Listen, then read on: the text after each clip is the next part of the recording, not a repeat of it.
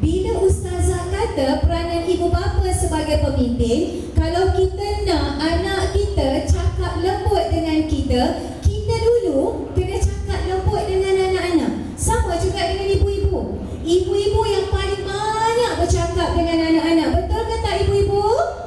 Macam mana cara ibu-ibu cakap dengan anak-anak? Pagi-pagi nak kejut anak bangun tidur, cakap lemah lembut ke tengking-tengking? Oh, baik ya. Baik gila. Orang gila pun tak baik macam tu. Ini yang kita nak, lemah lembut dengan anak-anak. Sebab anak-anak menjadikan ibu bapa sebagai role model sebenarnya. Kita yang kena jadi role model. Kita yang kena jadi ikon kepada anak-anak kita. Itu yang Ustazah letakkan. Yang pertama sekali ialah pemimpin. Ustazah teringat kata-kata daripada Syekh Abdullah Nasir Ulwan. Masa Ustazah anak-anak kecil-kecil dulu dan masa mengandung, Ustazah suka baca buku daripada Syekh Abdullah Nasir Ulwan. Kitabnya tebal, tapi yang seronoknya telah ditranslatekan ke dalam bahasa Melayu.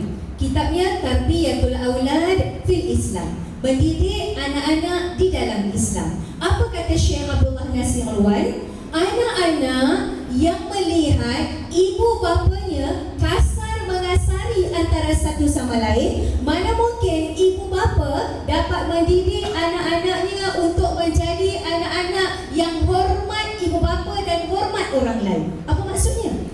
Kalau dalam rumah suami isteri, ibu bapa bergaduh tak berhenti-berhenti, anak-anak tak hormat mak dan ayah. Sebab anak-anak tengok ayah tengking mak, mak tengking ayah. Anak-anak tengok ayah pukul mak sampai biru, mak pukul ayah sampai merah.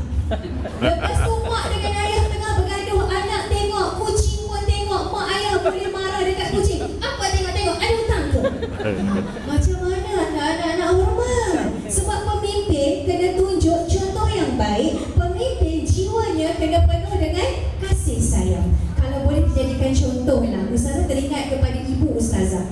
Ibu Ustazah 4 beradik. Tu yang anak pun 4 orang. Tak nak lawan mak lah kan. Ustazah 4 beradik, anak pun 4 orang juga. Ustazah masih ingat sampai sekarang. Masih ingat sampai sekarang, ibu Ustazah, kami 4 beradik tu anak perempuan. Kalau anak kita 4 orang, semua duduk diam ke ada yang lompat sana lompat sini? Tak semua duduk diam kan? Sama juga Ustazah 4 beradik dulu. Ya? Oleh kerana kami 3 perempuan, seorang laki-laki, dekat ruang tamu dekat rumah abang Ustazah dengan ibu Ustazah, meja makan ada 2. Ya, sebab Ustazah arwah apa ketua pos. Jadi kita duduk dekat kuartus ketua pos. Meja makan sampai 2. Kami 4 beradik ni tuan-tuan dan puan, bila mak Ustazah tengah hidang makan, Ustazah dengan adik-adik buat apa? Lari keliling meja. Seronok kan? Lari keliling meja. Lepas meja ni, pergi meja tu. Lepas dah habis 2 meja, kami 4 beradik lari keliling, pergi dekat sofa, pergi dekat ruang tamu. Mak, kalau anak-anak buat macam tu, pening kepala, cuba teka. Mak kita marah ke tak? Marah lah. Pening kepala, mak hidang makanan, anak lari pusing meja, mak pun pening kepala. Mak Ustazah, bila marah anak-anak, alhamdulillah, tak pernah tinggikan suara. Mak Ustazah bisik je. Mak Ustazah buat macam mana? Shh, jangan bisik. Malu dekat jiran. Ya Allah, ibu-ibu ada marah anak macam tu? Ada tak ada? Oh, yang ni tak ada pula kan? Jadi, itu ibu Ustazah. Jadi, Ustazah menjadikan ibu Ustazah sebagai pemimpin, sebagai tunjuk contoh yang baik kepada Ustazah, untuk Ustazah juga mendidik anak-anak macam tu. Bahasa yang lemah lembut, penuh dengan kasih sayang. Baru anak-anak kita tak tengking kita. Baru anak kita tak menjadi anak yang derhaka. Sebab pemimpin kena tunjuk contoh teladan yang baik. Dan satu lagi kata Syekh Abdullah Nasir Ulwan, anak-anak yang mendengar kedua ibu bapanya bercakap bohong, mana mungkin kedua ibu bapanya dapat mendidik anak-anak untuk bercakap benar. Hari Ahad, satu family dekat ruang tamu tengah makan sambil tengok TV. Tiba-tiba pintu diketuk di orang. Tengok-tengok jiran sebelah rumah. Ayah kata apa dekat anak? Nak, ya Allah, ni pakcik sebelah rumah ni tak ada kerja lain. Asal hari Ahad saja datang. Asal datang saja hari Ahad. Kamu buka pintu nak, bagi tahu kata ayah tak ada. Anak pun buka pintu, pakcik minta maaf, ayah bagi tahu kata ayah tak ada. Nampak tak? Jadi mana mungkin kita dapat mendidik anak untuk berkata benar?